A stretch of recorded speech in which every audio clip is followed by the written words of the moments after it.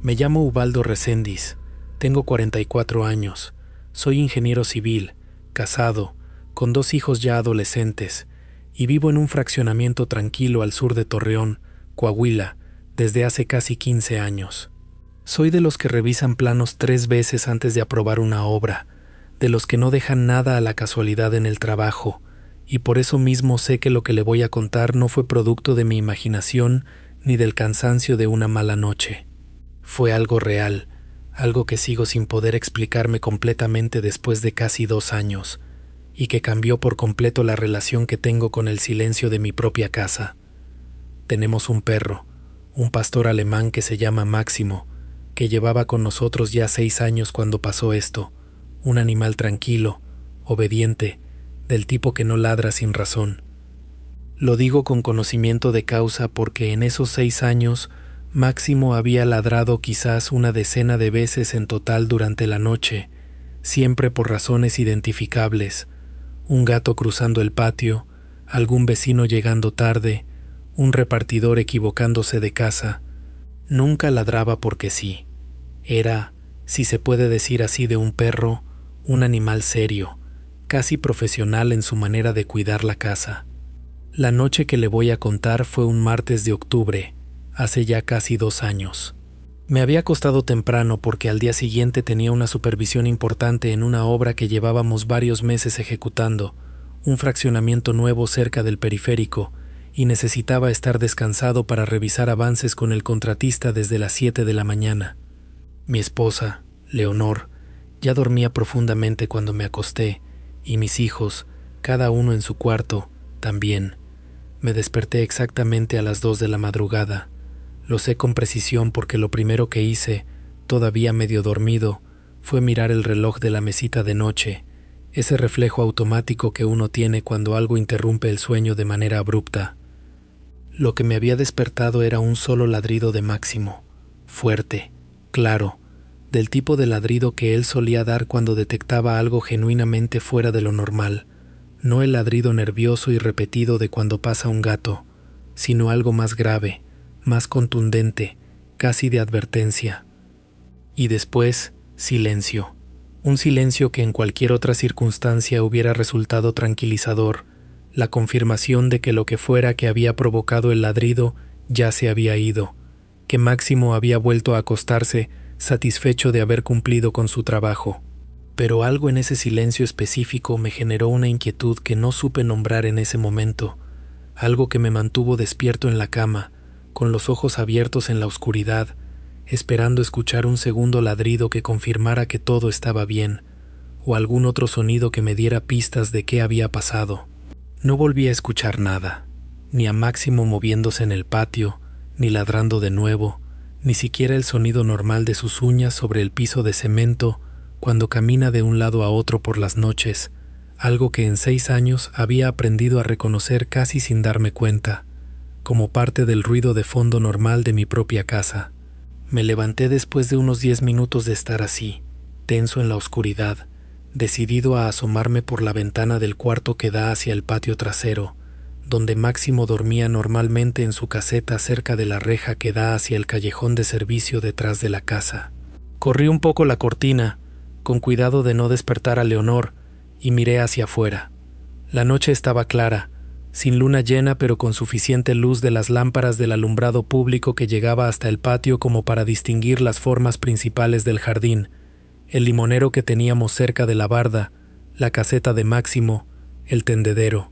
No vi a Máximo por ningún lado, algo que me extrañó porque normalmente, si no estaba dormido en su caseta, andaba dando vueltas cerca de ella, patrullando su territorio como hacía casi todas las noches antes de finalmente acostarse.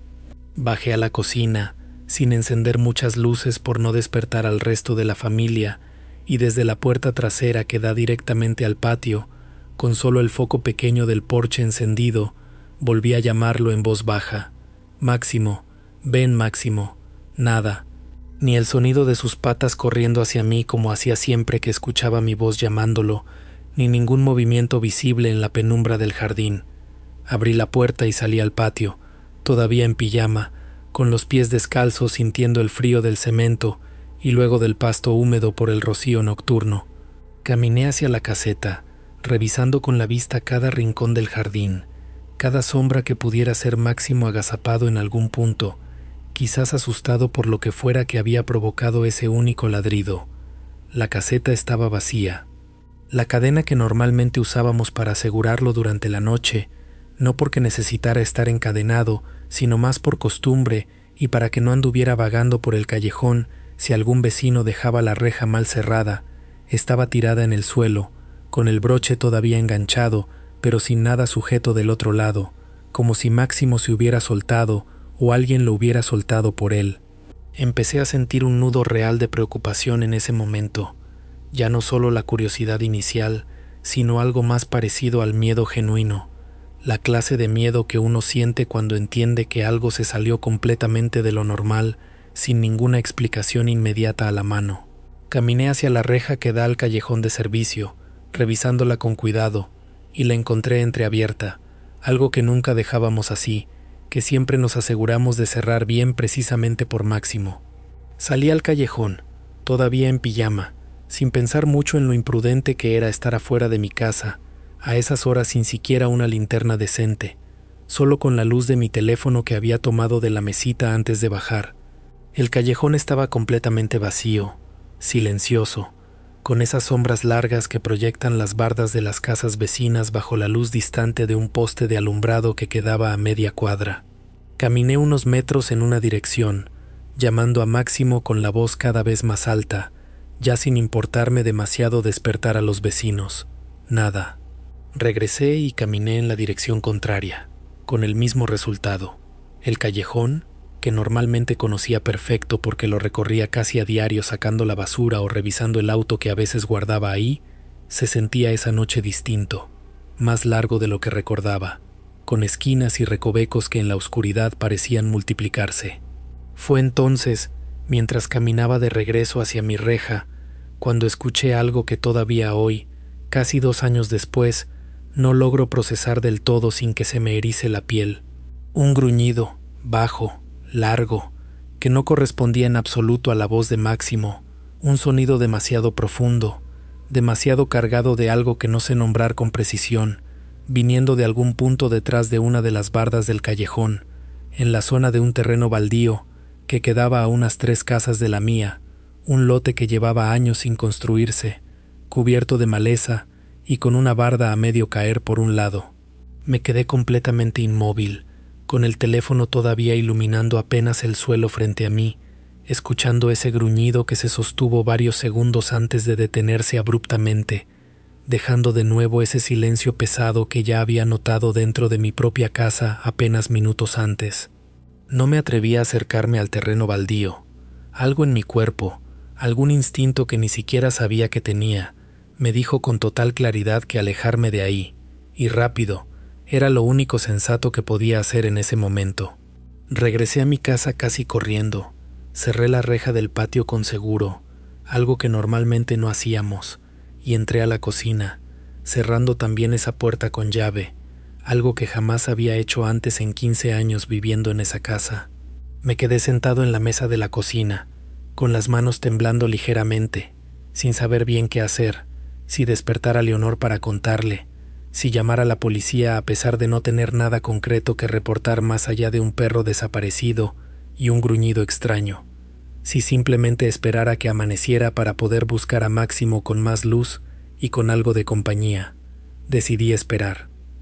Me quedé despierto el resto de la noche en la sala, con todas las luces de la planta baja encendidas, algo completamente ajeno a mi manera normal de manejar las situaciones.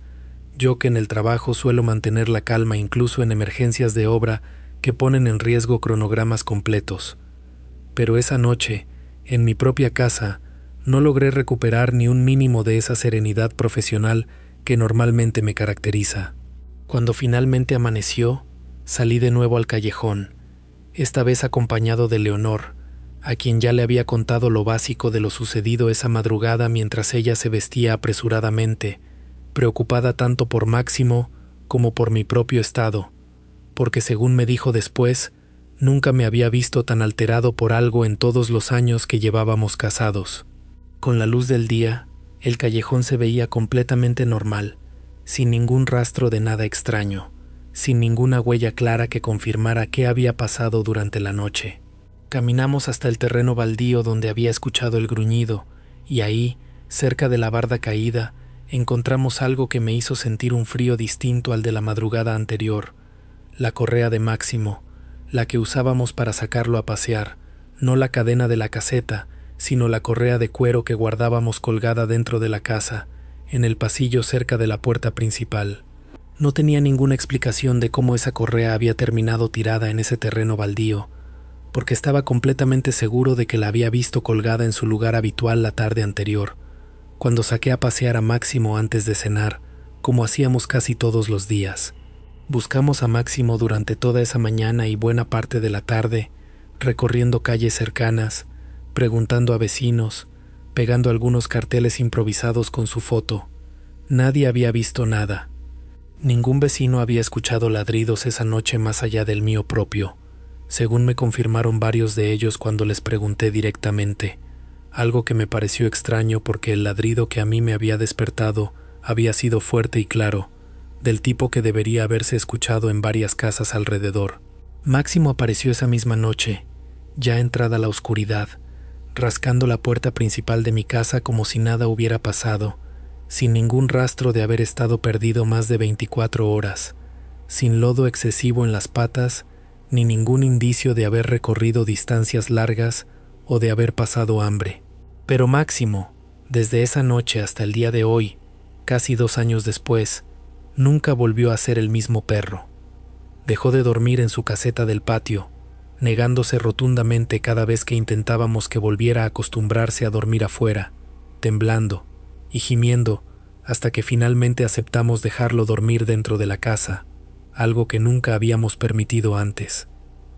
Y jamás, ni una sola vez en estos 2 años, ha vuelto a acercarse a esa parte específica de la reja que da hacia el callejón, ni siquiera cuando lo llevamos con correa a pasear por ahí, plantándose en seco y negándose a caminar ni un metro más cerca de ese tramo, obligándonos siempre a dar un rodeo por otra calle.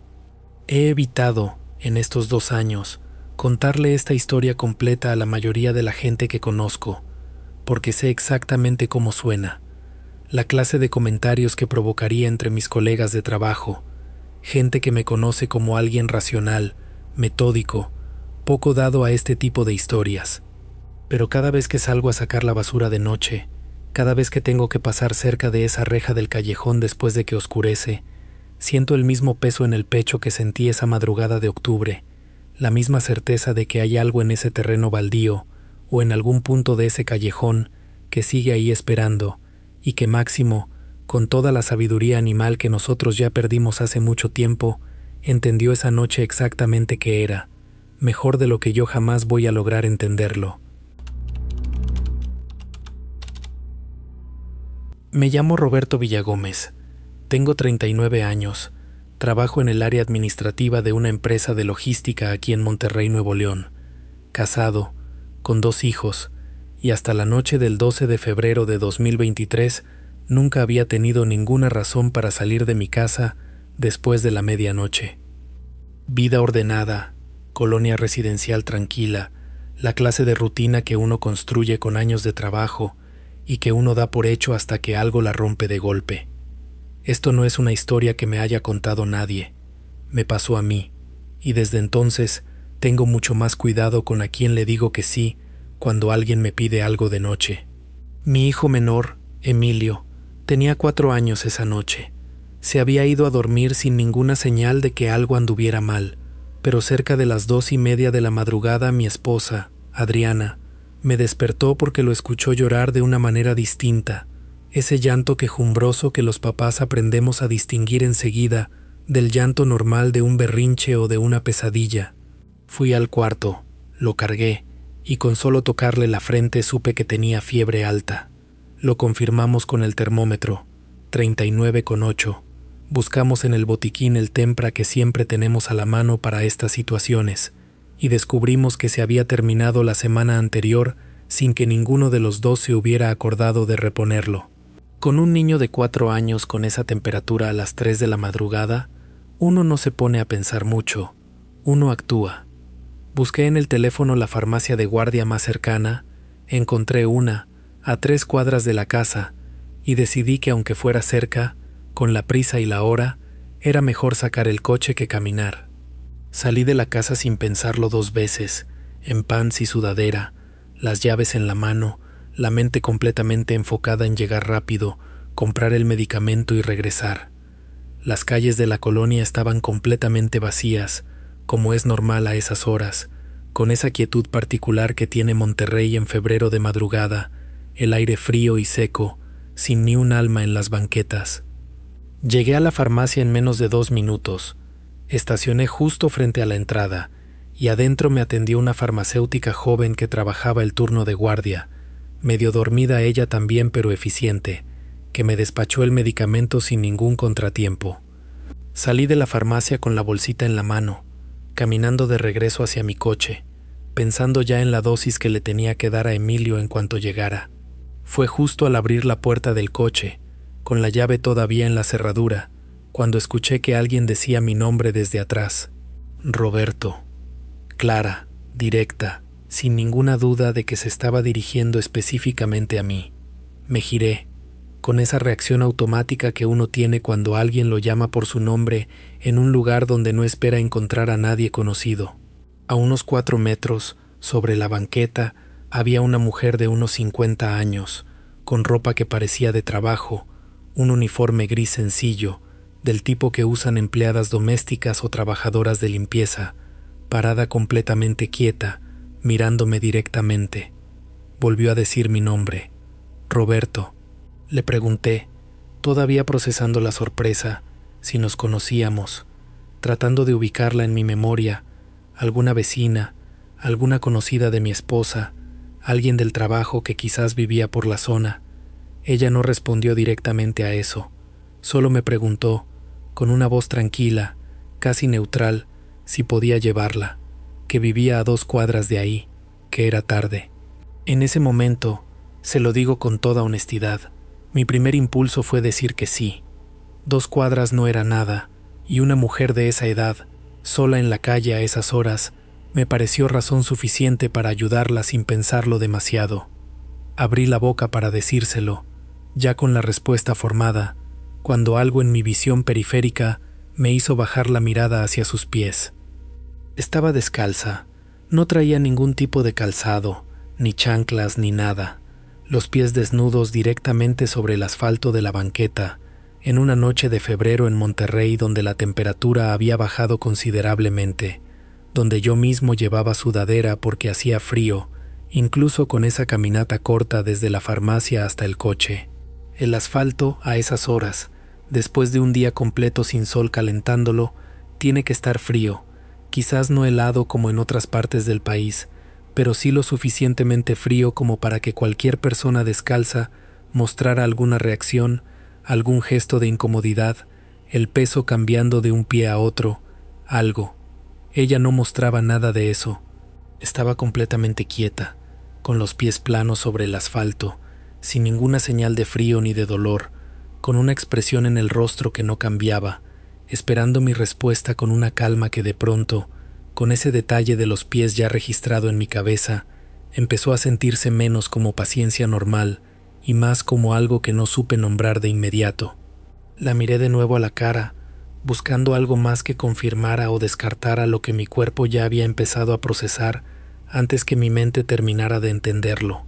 Su expresión no era amenazante, no era agresiva, pero tenía algo, una fijeza en los ojos, una manera de sostenerme la mirada sin parpadear casi, que empezó a generarme una incomodidad que crecía desde el estómago hacia el pecho con cada segundo que pasaba sin que yo respondiera.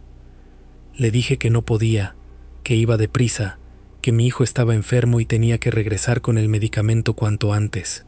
Fue lo primero que se me ocurrió, y aunque en ese momento sentí que sonaba como una excusa apresurada, era completamente cierto, y me alegré de tener una razón real y urgente para decir que no sin tener que explicar el verdadero motivo, que era el miedo repentino que me había generado ver esos pies descalzos sobre el asfalto frío sin ninguna reacción. Ella asintió, despacio, con un movimiento de cabeza que no mostró ninguna decepción ni molestia, solo una aceptación tranquila, casi esperada. Me dijo, «Buenas noches», con la misma voz neutral de antes, y yo, sin decir mucho más, entré al coche rápidamente, cerré la puerta con seguro, algo que normalmente no hago en ese tipo de trayectos cortos, y arranqué. Por el espejo retrovisor la vi quedarse exactamente en el mismo lugar de la banqueta, sin moverse, viéndome alejarme. Llegué hasta la esquina de la cuadra, y por pura necesidad de confirmar algo, no sé bien qué, volví a mirar por el retrovisor una vez más antes de dar vuelta. Ya no estaba. No había tenido tiempo material de caminar hacia ninguna parte en los pocos segundos que pasaron entre la primera vez que la vi por el retrovisor y esa segunda mirada. La banqueta, iluminada por las luces de la farmacia y por un poste de alumbrado público cercano, estaba completamente vacía, sin ningún rastro de ella, sin ninguna figura alejándose en ninguna dirección visible. Manejé el resto del trayecto hasta mi casa con las manos apretando el volante con más fuerza de la necesaria, revisando constantemente los espejos, con esa sensación en la nuca de que algo me seguía aunque no hubiera ninguna evidencia real de eso. Llegué, entré a la casa, le di el medicamento a Emilio, que poco a poco fue bajando la fiebre en las horas siguientes, y me quedé despierto el resto de esa madrugada, sentado en la sala, sin poder quitarme de la cabeza la imagen de esos pies descalzos, completamente inmunes al frío del asfalto. No le conté nada a Adriana esa misma noche, en parte porque estaba concentrada en cuidar a Emilio, y en parte porque yo mismo no sabía cómo explicarle lo que había pasado, sin que sonara a que había imaginado cosas por el estrés de la madrugada. Al día siguiente, ya con Emilio recuperándose bien y con la casa más tranquila, decidí regresar a la misma farmacia para comprar más medicamento, porque nos habíamos quedado con muy poco después de darle la primera dosis. Me atendió la misma farmacéutica de la noche anterior, que evidentemente también trabajaba turno de día o había hecho doble turno, y aproveché el momento en que no había otros clientes esperando para preguntarle, con la mayor naturalidad que pude reunir, si la noche anterior, cerca de las 3 de la madrugada, había visto a una mujer esperando afuera de la farmacia.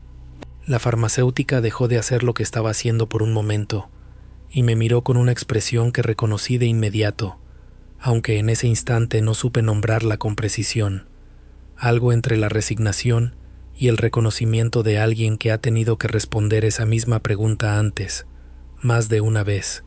Me confirmó que sí, que sabía exactamente de qué mujer le estaba hablando.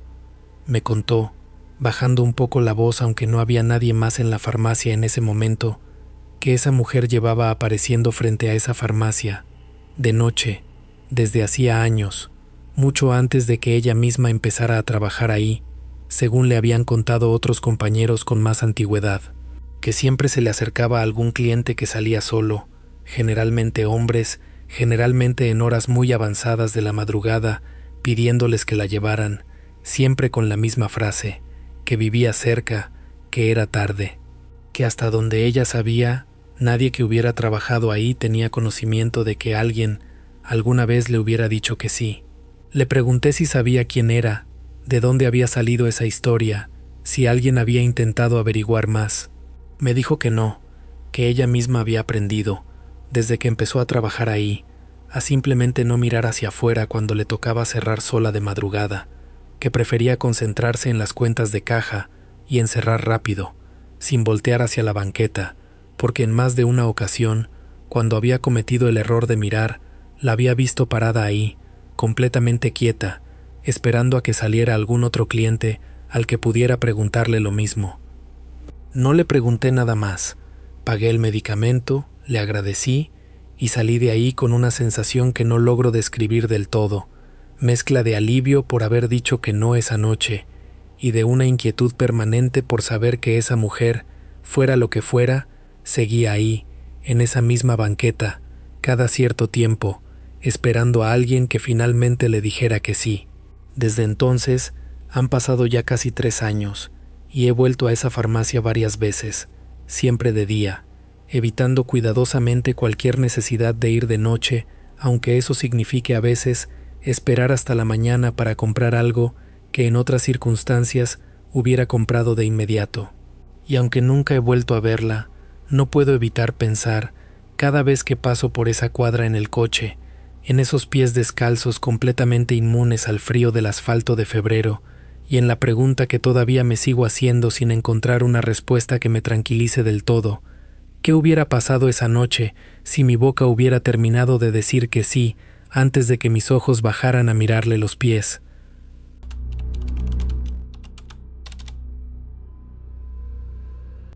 Me llamo Aurelio, tengo 51 años, soy albañil aquí en Oaxaca de Juárez desde muchacho, y voy a contar algo que me pasó hace 2 años y que todavía hoy, cuando ando solo de noche, me hace apretar el paso sin querer. Fue en un velorio. Un vecino del barrio había muerto, no era amigo cercano, no era gente con la que tomara café cada semana, pero era de esas personas a las que uno saluda en la tienda, a las que le pregunta por la familia, gente que uno conoce de años nada más de verla pasar. Esa clase de muerte también merece respeto. Merece que uno vaya, se quede un rato decente, tome el café que ofrecen, se siente con los demás en silencio, o platique bajito de cosas que no tienen nada que ver con la muerte, porque así se vela a alguien aquí, sin fingir una tristeza más grande de la que uno de verdad siente, pero sin faltar tampoco.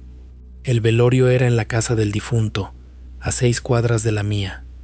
Llegué como a las 10 de la noche. Me quedé platicando con unos y otros. Tomé café, recé un poco cuando empezaron el rosario, y como a la medianoche me despedí. Tenía trabajo temprano al día siguiente, una obra que empezaba a las 7, y sabía que si no me dormía pronto iba a llegar destrozado. Me despedí de la viuda, abracé al hijo mayor, le dije que para lo que se ofreciera contara conmigo, y salí. 6 cuadras. Ese camino me lo sé de memoria, me lo sé con los ojos cerrados. Hice ese trayecto de día y de noche cientos de veces a lo largo de mi vida. Es el centro de Oaxaca, una zona que consideramos segura, con luz en la mayoría de las esquinas, con gente en los portales hasta tarde, con ese movimiento tranquilo que tiene la ciudad aún pasada la medianoche. Nunca se me había ocurrido que caminar esas 6 cuadras pudiera ser un problema. Caminé tranquilo las primeras cuadras. La noche estaba fresca, casi fría, de esas noches de Oaxaca en que el cielo queda despejado y se ven bien las estrellas por encima de los techos. Iba pensando en tonterías, en el trabajo del día siguiente, en una deuda chica que tenía que pagar, en un dolor que sentía en el hombro desde hacía unos días. Cosas del diario. No iba con miedo, no iba alerta, iba como quien hace un camino que ya ha hecho 1000 veces. Fue cuando llegué cerca del cruce de Aldama con Tinoco y Palacios que escuché que llamaban mi nombre desde la banqueta de enfrente. Aurelio. Así, directo, sin señor, sin joven, sin ninguno de esos tratos que usa un desconocido. Me llamó por mi nombre, como me llaman los que de verdad me conocen, los de mi calle, los de mi familia. Esa fue la primera cosa rara, aunque entendí el tamaño de esa rareza hasta después. En ese momento el cuerpo nada más volteó la cabeza hacia el otro lado, como hace cualquiera cuando escucha su nombre. Del otro lado, en la orilla de la banqueta, estaba un hombre parado. No logré reconocerlo. La luz del poste más cercano no le caía bien encima.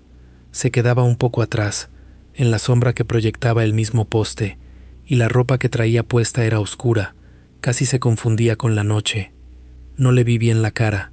Vi la forma de un hombre, la postura de un hombre que esperaba sin prisa, como si supiera que yo iba a pasar por ahí a esa hora exacta. Me quedé parado también. No llegué a cruzar la calle, pero sí detuve el paso. ¿Qué?, le pregunté, o algo así. Ni me acuerdo bien de las palabras exactas que usé. Nada más recuerdo la sensación de haberme detenido sin decidir detenerme. El hombre volvió a hablar, con una calma que ahora, contándolo, me parece más rara de lo que me pareció en ese momento.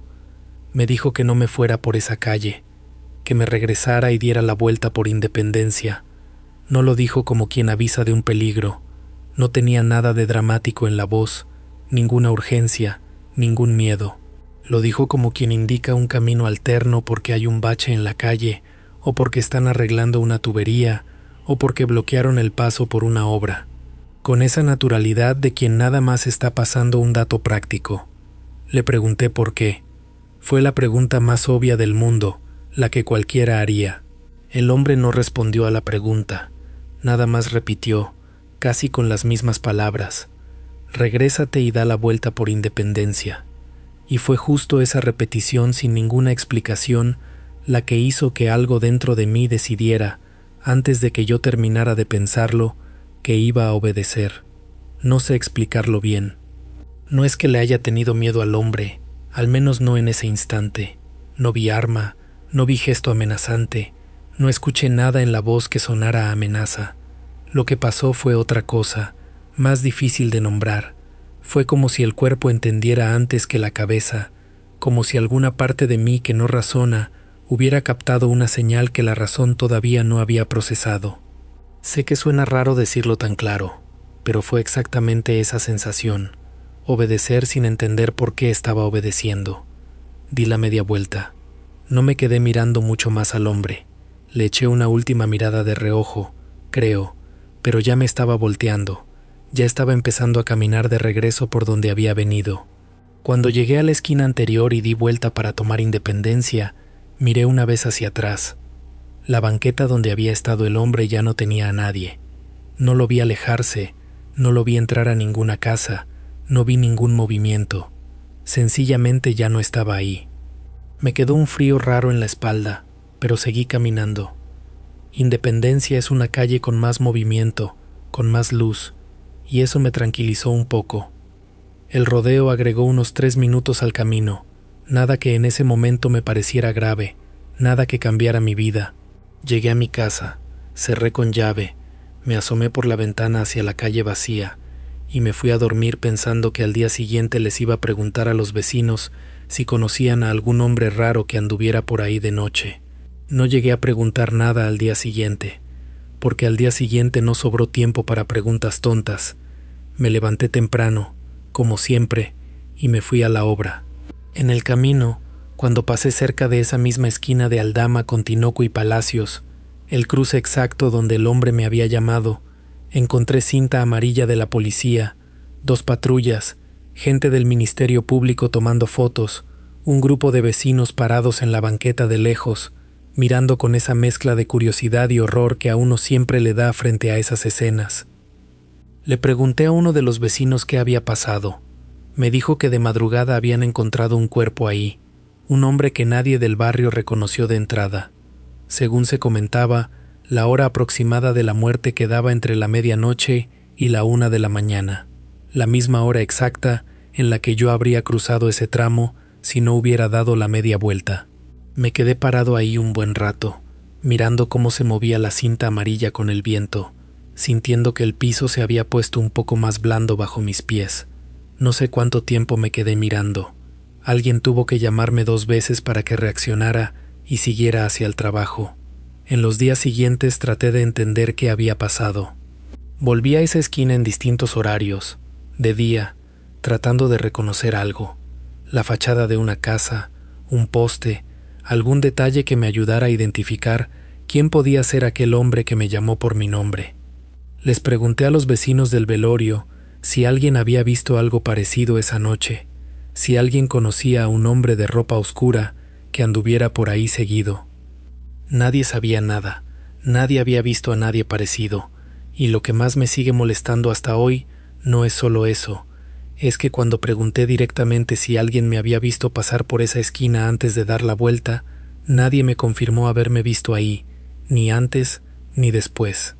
Como si ese pedazo de mi caminata no hubiera existido para nadie más aparte de mí.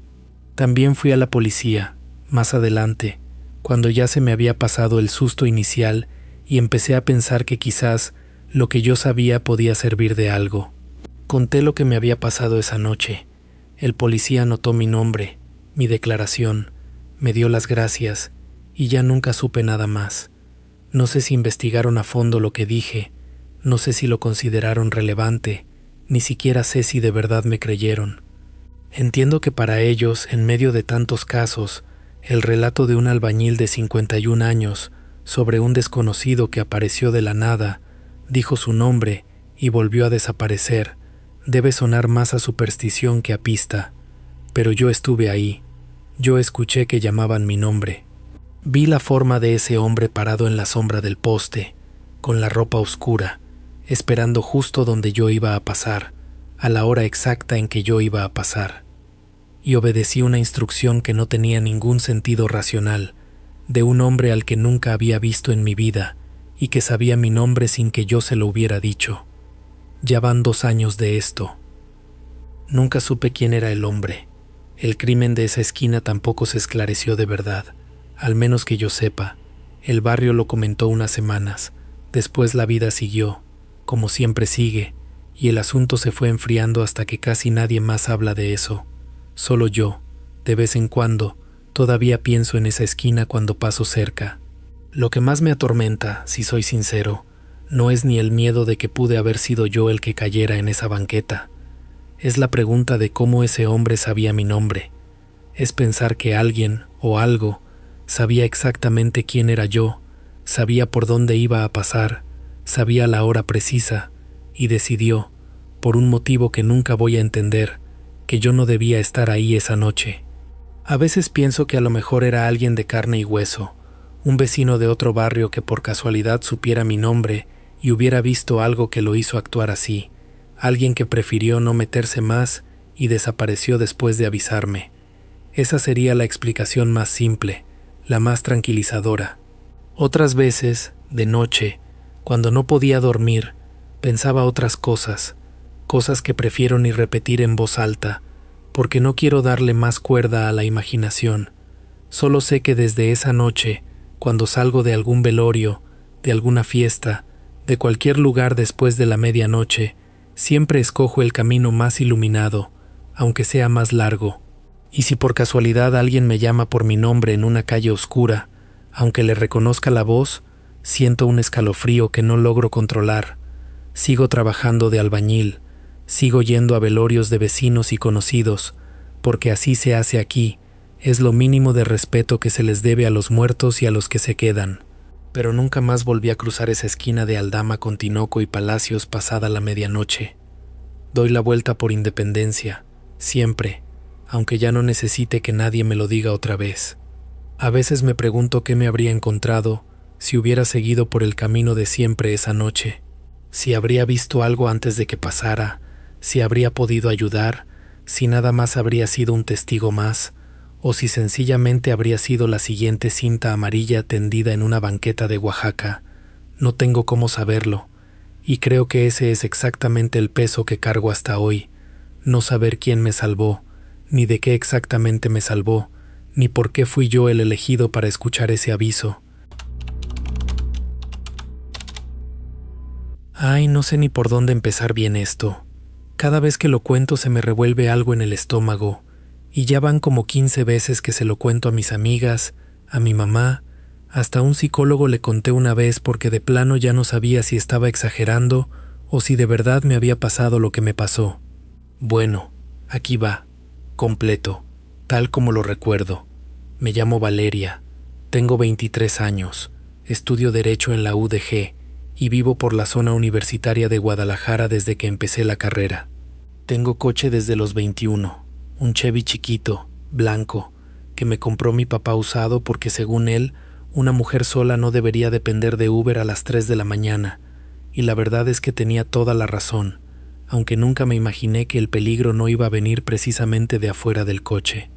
Manejo de noche todo el tiempo.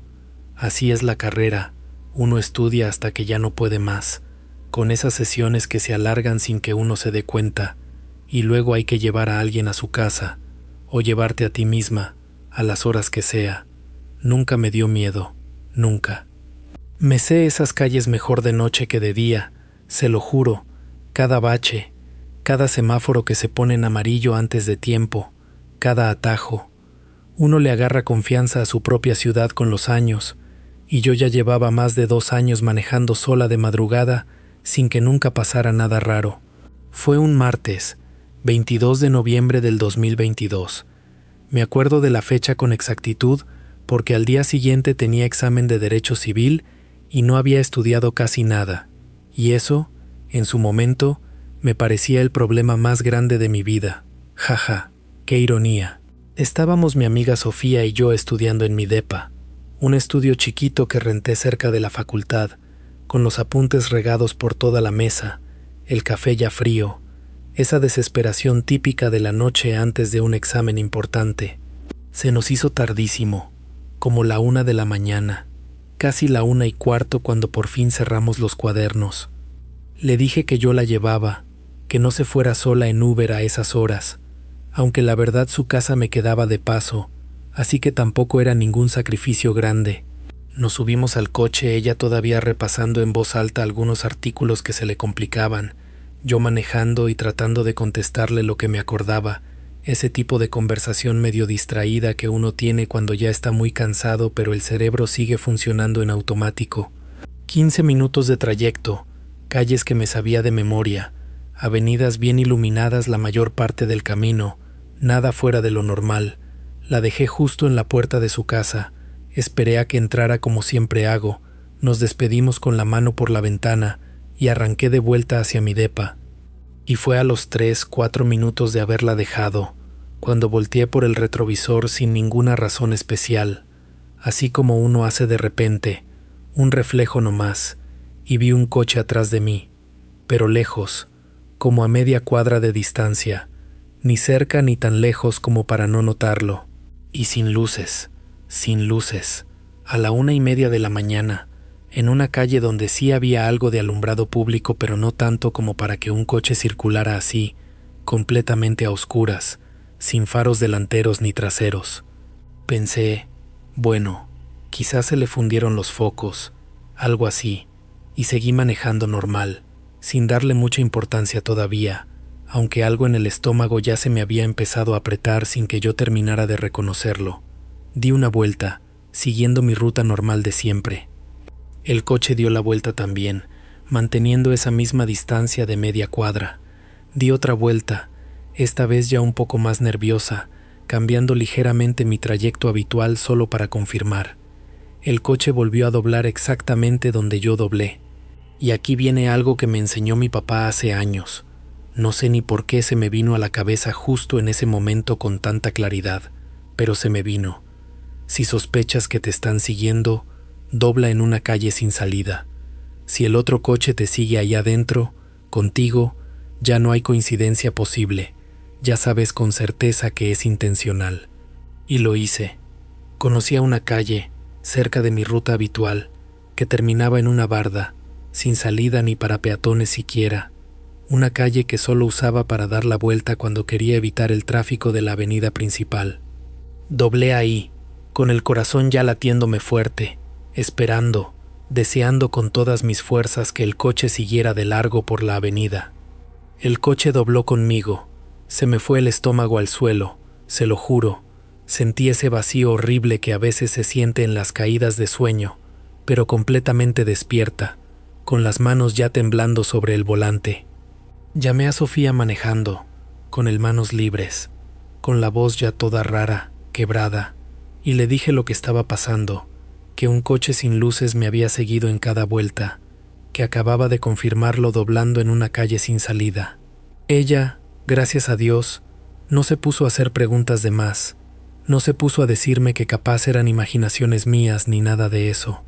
Nomás me dijo, con esa firmeza que a veces sale cuando de verdad importa, vete a la delegación más cercana, ahorita mismo, no pares por nada en el camino, ni en un alto si no hay nadie cerca, no bajes la velocidad para nada. Y eso hice. Salí de esa calle sin salida dando reversa lo más rápido que pude sin chocar, y manejé hacia la delegación más cercana que conocía, como a 10 cuadras de ahí, con el corazón queriéndoseme salir del pecho, mirando el retrovisor cada 2 segundos, viendo esas luces apagadas, esa forma oscura del otro coche manteniéndose siempre a la misma distancia exacta, sin acercarse nunca lo suficiente como para que yo pudiera ver algo del conductor, pero tampoco alejándose ni un metro. A media cuadra de llegar a la delegación, el coche que me seguía se detuvo por completo. Lo vi por el retrovisor, esa forma oscura quedándose quieta en medio de la calle mientras yo seguía avanzando. Yo no me detuve, seguí hasta la entrada, me estacioné como pude, medio chueco, y me bajé corriendo, entrando a la delegación casi sin aliento, con las piernas todavía temblando. 2 policías salieron conmigo a buscar el coche por la zona, con sus linternas, revisando calle por calle en un radio de varias cuadras. No encontraron nada. La calle donde yo había visto que se detenía estaba completamente vacía, ni rastro de ningún coche sin luces ni con luces ni nada parecido, como si el pavimento se lo hubiera tragado entero. Me tomaron el reporte adentro, con una oficial que fue bastante amable, tomando nota de todo, la hora, la ruta, la descripción que yo podía dar del coche, que la verdad era muy poca porque nunca logré ver bien ni el color ni el modelo con esa oscuridad.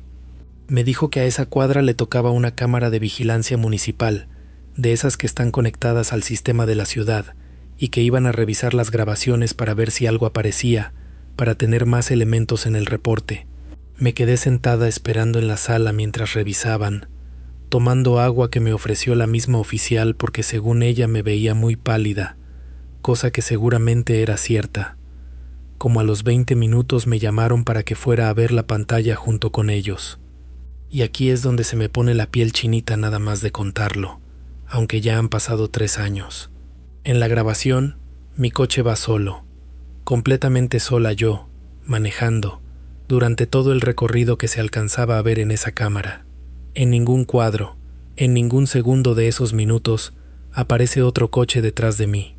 Nada, como si lo que me había seguido durante todo ese trayecto nunca hubiera estado ahí físicamente, como si esas luces apagadas siguiéndome en cada vuelta hubieran sido puro invento mío, aunque yo sabía, con una certeza que no me dejaba dudar ni un poquito, que lo había visto con mis propios ojos.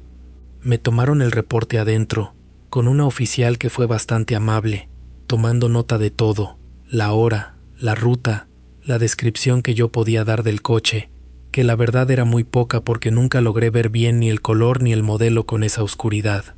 Me dijo que a esa cuadra le tocaba una cámara de vigilancia municipal, de esas que están conectadas al sistema de la ciudad, y que iban a revisar las grabaciones para ver si algo aparecía, para tener más elementos en el reporte. El policía que estaba revisando junto conmigo, un señor mayor que hasta ese momento se había mantenido bastante serio y profesional, se quedó viendo fijo la pantalla, congeló la imagen, y me la señaló sin decir nada al principio, solo apuntando con el dedo hacia un punto específico de la grabación, justo en el cruce exacto donde yo había doblado hacia esa calle sin salida. Me dijo: «Mire, señorita», con una voz que ya no sonaba tan tranquila como antes. Y ahí, por la ventana trasera de mi propio coche, se alcanzaba a distinguir una silueta, sentada, en el asiento de atrás, mirando hacia el frente, hacia mi propia nuca, aunque en ese momento del recorrido yo iba completamente sola. Ya había dejado a Sofía en su casa varios minutos antes de llegar a ese cruce específico. Me quedé mirando la pantalla sin poder decir nada, con esa sensación helada subiéndome desde el estómago hasta la garganta. El policía me preguntó, con cuidado, si alguien más había viajado conmigo esa noche, si quizás mi amiga se había vuelto a subir en algún momento sin que yo me diera cuenta. Le dije que no, que estaba completamente segura, que la había dejado en su casa, que había esperado a verla entrar, que después de eso había manejado sola todo el resto del... Revisaron los cuadros anteriores de la misma cámara, buscando en qué momento exacto había aparecido esa silueta, si venía desde antes o si aparecía de golpe justo en ese cruce. Según lo que alcanzaron a ver, en los cuadros previos a esa vuelta hacia la calle sin salida, el asiento trasero se veía vacío, o al menos no se distinguía nada con claridad por el ángulo de la cámara. Pero desde ese cruce en adelante, en todos los cuadros siguientes hasta que mi coche salía del alcance de esa cámara específica, la silueta seguía ahí, quieta, sin moverse, mirando siempre hacia el frente. No sé qué era exactamente. No sé si era lo mismo que iba en ese coche sin luces que me había estado siguiendo, o si era otra cosa completamente distinta, algo que se había subido a mi propio coche en algún momento de esa persecución sin que yo lo notara, y honestamente prefiero no pensarlo demasiado porque me da vueltas la cabeza cada vez que lo intento.